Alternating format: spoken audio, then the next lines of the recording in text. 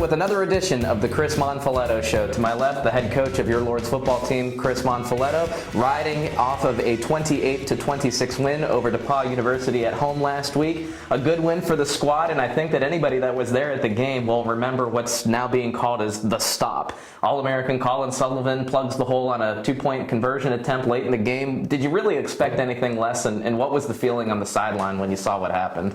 No, I mean, Colin, that's what Colin does. I mean, he had a really good week of practice last week. He practices really hard. And so when the game is on the line and you expect somebody to step up and make a play, it's not a surprise that he does. And honestly, it wouldn't be a surprise if anybody on the defense did. But he had a huge stop on the reverse that they tried on third down. And then he got that stop, that huge stop on the two-point conversion. So he was a big-time player and stepped up when we needed it. The defense steps up again, holds DePauw to fewer points than you scored, and responsible for those 28 points in large part was Jake Bates with another solid performance.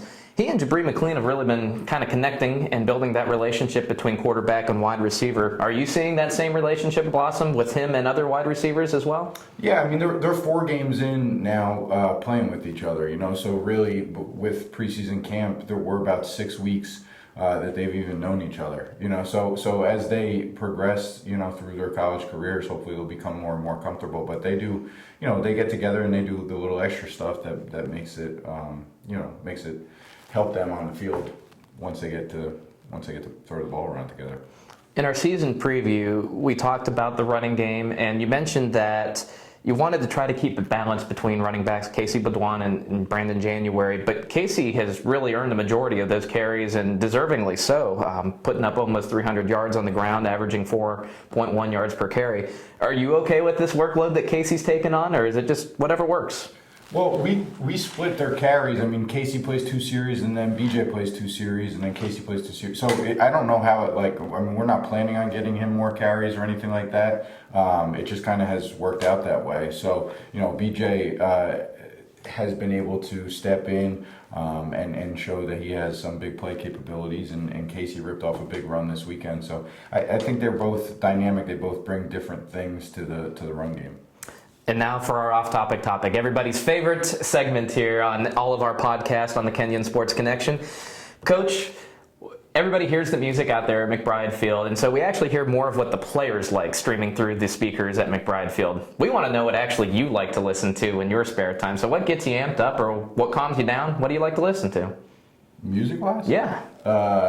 I'm like a 90s R&B guy, so my Pandora is like R. Kelly, Brandy, 112. I mean, that's...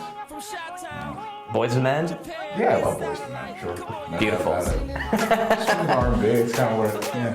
I feel the karaoke night in the makings here. Not a blue chance.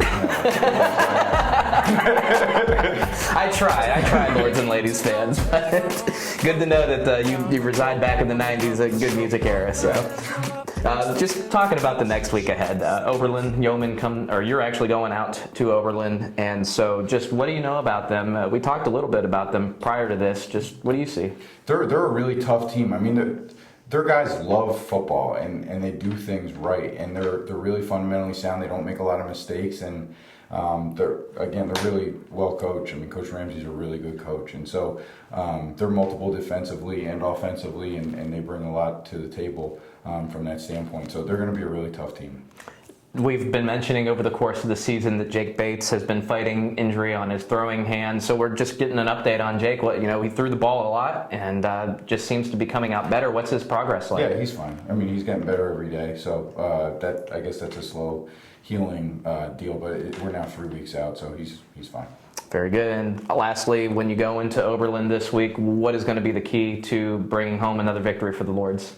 Well, we need to protect the football, and we need to kind of have an idea and an understanding of what they're doing from a defensive standpoint, so that we could shore up pass protection and that sort of thing. So, if we could protect the football and hopefully create some turnovers, or at least make the quarterback uncomfortable, then we should put ourselves in a position to be competitive. Well, you heard it first, Lords and Ladies fans. Chris Monfiletto on the Chris Monfiletto Show.